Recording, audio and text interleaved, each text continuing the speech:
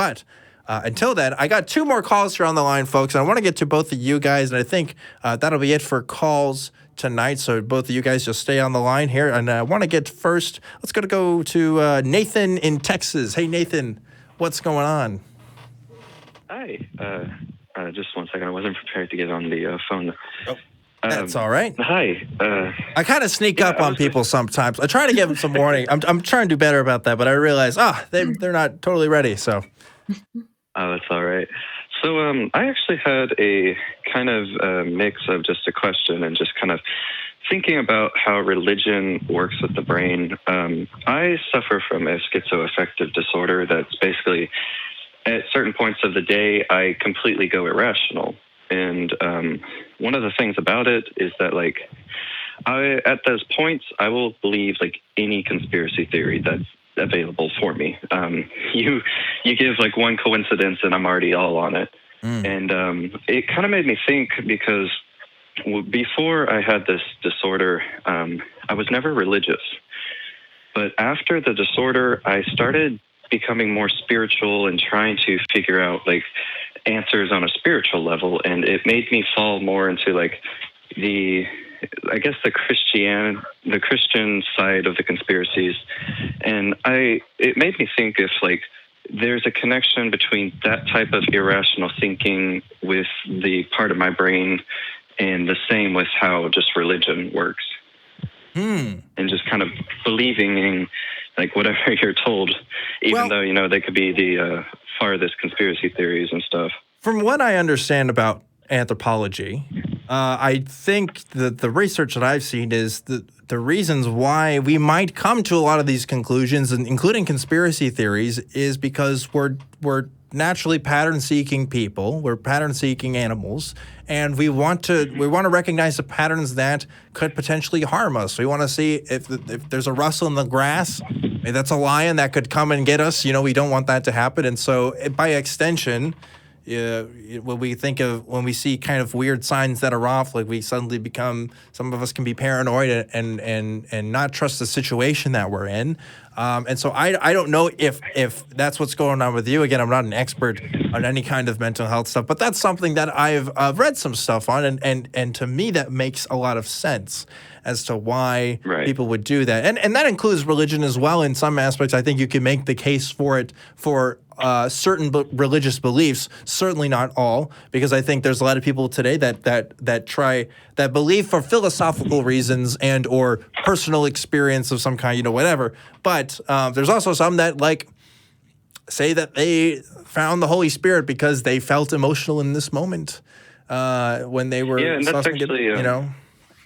That's one of the things that had happened to me, which I've now, through therapy, have concluded that it was just another psychotic break. But I felt like I had those type of experiences, and that's what kind of led me to this whole rabbit hole of first going into Christianity and then going into the different conspiracies like QAnon and stuff. But the whole, like, just having that disconnect from the brain at that moment makes a person more susceptible. Yes, we definitely need to be careful when we talk about, you know, and as you know, I hope you know this, Nathan, I would never attribute your particular condition onto any other people. I would never project that onto somebody. I would never say the reason why you have this experience is because of a mental illness you have. You know, that's not something I would ever do.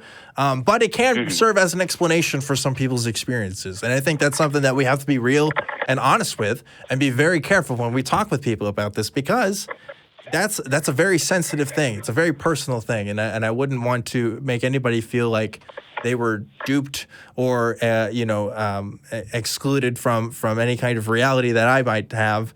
But Rebecca, what do you think about this? Well, it's interesting. The sort of transcendent experiences. They're like what? So this is one of the questions that I asked on the survey, on the How We Let Go survey. Have you had any experiences that at the time you characterized as supernatural, paranormal? I can't remember exactly how I phrased it, but I was going for those sort of things. And something that came up again and again were people reporting, and this is people who have let go of their faith beliefs, who are now atheists or agnostics, or, you know, in our family, whatever, who had experienced the presence of God. So they'd had that kind of like that feeling where they sort of lost their ego and dissolved into something bigger themselves, and felt a sort of a comforting presence around them. And at the time, many of them, because they were religious, interpreted that in a religious framework. And now as atheists struggle to understand what exactly was going on there. And I mean, I'm no expert, but obviously I was curious, so I looked into it a bit. And the cool thing about this is Jane Goodall thinks she's seen chimps do this. This is not something that people with mental illnesses do necessarily, although, of course, people with mental illnesses do experience this. It's not even just something that human beings do. It's something that is common to primates. I mean, at least according to Jane Goodall. Obviously, we don't know what's going on in those chimps' minds, but she saw them like staring at a waterfall and acting very strangely, like rocking backwards and forwards, and that was her interpretation. So, I mean, obviously, not a mental health expert, can't speak on that at all, but I can say that those experiences are very common. Yeah. And they happen cross-culturally, and I've had experiences like that. I had one very recently, another strange experience we had on the podcast. We went and did ayahuasca. So yeah, blasted my consciousness wide open. I don't know about that episode. Yeah. I gotta listen to that, but yeah, that's a fun one. So yeah, these things happen. And the way we interpret them depends on our cultural context and all sorts of things. Group trances are a thing.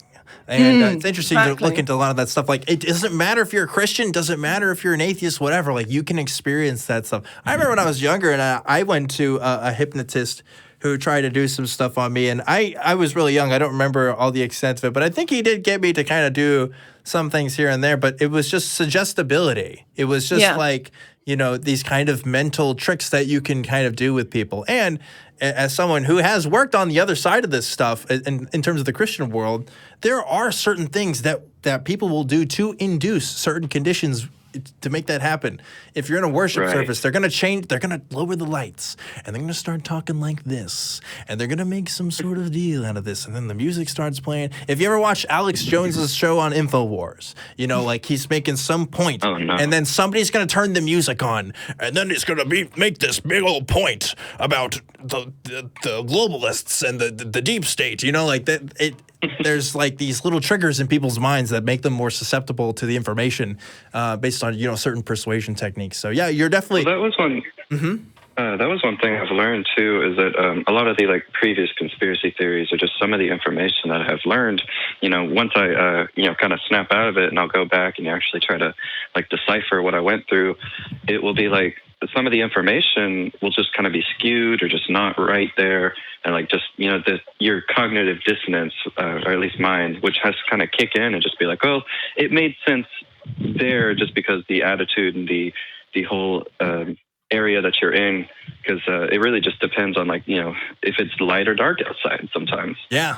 And or what you if you didn't eat anything recently, like, or, you know, like little things like that, but material things, right? I think that's the thing to point out. Not necessarily spiritual things, at least as far as I know.